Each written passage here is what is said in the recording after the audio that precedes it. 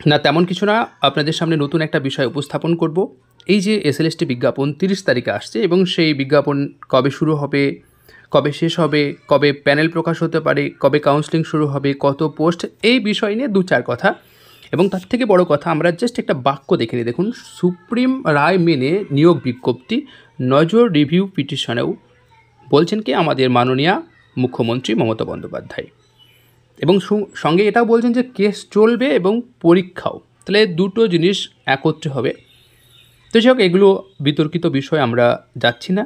আমাদের যে বিষয়টা জানানোর আপনাদের প্রয়োজন বোধ করছি সেটা হচ্ছে পরীক্ষার তাহলে বিজ্ঞপ্তি কবে। অলরেডি অনেকেই জানেন, তাও পুনরায় একবার বলে দিচ্ছি যে নতুন বিজ্ঞপ্তি শুরু হবে 30শে মে। আবেদন, অনলাইন আবেদন শুরু হবে 16ই জুন আর আবেদন শেষ হবে 14ই জুলাই। মোটামুটি 1 মাস মতো সময়। প্যানেল প্রকাশ হবে 15ই নভেম্বর আর কাউন্সেলিং শুরু হবে 20 নভেম্বর।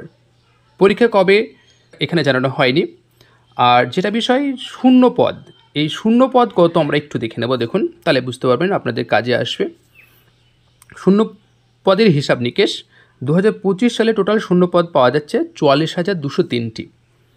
কোন ক্ষেত্রে মোট শূন্যপদ কত আর নতুন করে কত অ্যাড করেছে, অর্থাৎ নবম দশমে প্রথম ভ্যাকান্সি ছিল। দেখুন, টোটাল ভ্যাকান্সি হচ্ছে 23,212টি আর নতুন পোস্ট হয়েছে 11,517টি। তাহলে এটা বাদ দিলে আপনার বুঝতে পারেন আগে কত নিয়োগ হয়েছে না হয়েছে। একাদশ দ্বাদশে 12,514টি। আমার বেশ মনে আছে একাদশ দ্বাদশে যেটা 2016 সালে প্যানেল যেটা বাতিল হয়েছে সেখানে কিন্তু 5,500 মতো নিয়োগ হয়েছিল। তাহলে এক্সট্রা এগুলো কিন্তু নতুন পদ তৈরি হয়েছে। গ্রুপ সিতে দেখুন 2,289টি আর নতুন পদ যোগ হচ্ছে 571টি। গ্রুপ ডিতে 5,488টি ছিল আর নতুন যোগ হচ্ছে 1,000টি। এবং এই সব কথাগুলো কিন্তু দেখুন নবান্নে মুখ্যমন্ত্রী ঘোষণা করেছেন। তাহলে আপনারা একটু অন্তত বুঝতেই পারলেন যে পরীক্ষা ফর্ম ফিল আপ কবে হবে, কতদিন এর মধ্যে নিয়োগ কমপ্লিট করবে, সেই বিষয় নিয়ে বিস্তারিত উনি বলেছেন, অর্থাৎ মাননীয়া বলেছেন। তো আপনাদের যা ধারণা ছিল বা যেসব নিয়ে আপনাদের কনফিউশন ছিল সেটা আশা করি দূর হলো। আপনারা পড়াশোনায় মন দিন।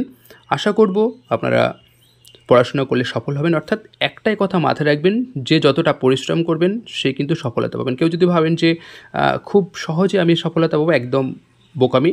বা কোনো হয়তো ভাবছেন যে একটা নোটস জাতীয় বই পড়ে পাশ করে যে, একদমই ভুল। আপনার জন্য এই পরীক্ষা পাস করতে হলে আপনাকে পরিশ্রম করতে হবে, প্রচণ্ড পরিশ্রম হতে হবে। বেশি সময় নেই, কয়েক মাস সময় পাওয়া যাবে। আপনাকে কঠোর পরিশ্রম করতে হবে, তবেই আপনি সফলতা লাভ করবেন। তো যাই হোক, এখানে শেষ করছি।